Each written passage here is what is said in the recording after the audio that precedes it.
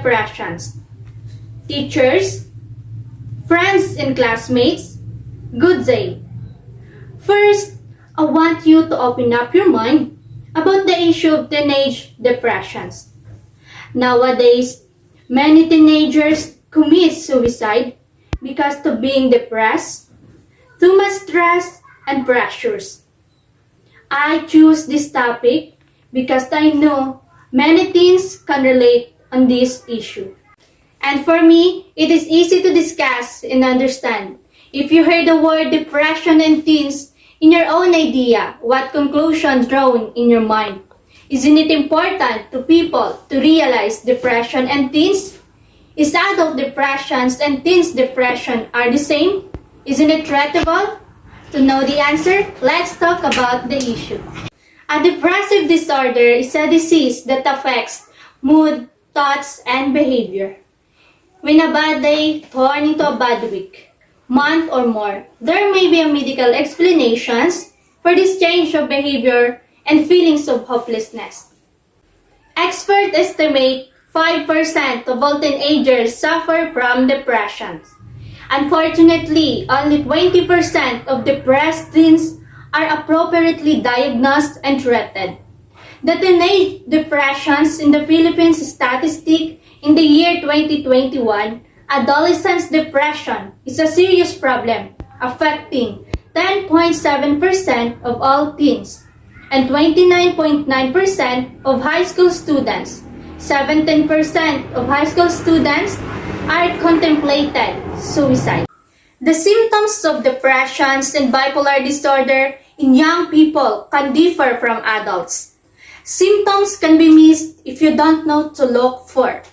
Well-meaning parents and teachers may think that a young person moody or unhappy because it's natural part of being young. This is especially for adolescents who are expected to be hormonal and rebellious. Risk factor for depression are children under stress and experience loss. Youth, particularly younger children, who develop depression are likely to have a family history of disorders. Isn't it important to realize depression in teens is not the same in adults? Teens express their depression in different ways other than sadness. It is important to be aware of these signs. Without knowing the signs of depressions, it is overpass it and leave the teens with no support system.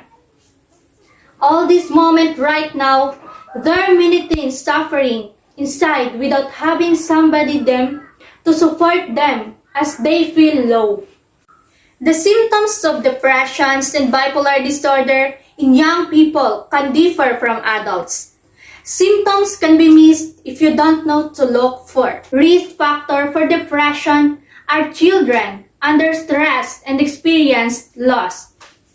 Youth, particularly younger children, who develop depression are likely to have a family history of disorders. Meaning parents and teachers may think that a young person moody or unhappy because it's natural part of being young. Nobody deserves to land of depressions, but I believe it is given to those who are strong and could handle it. This stood out for me because it is realistic that how many lives depend on other parents, people's desire to help. One reason I see this because looking sometimes at my friends and also myself, I struggle reading our emotions. Another reason I agree with this issue because I believe that people with depressions would want the whole world know what they suffer from. That's all. May those information can help you, especially to those who are suffering depression right now. Again, thank you and good day to everyone.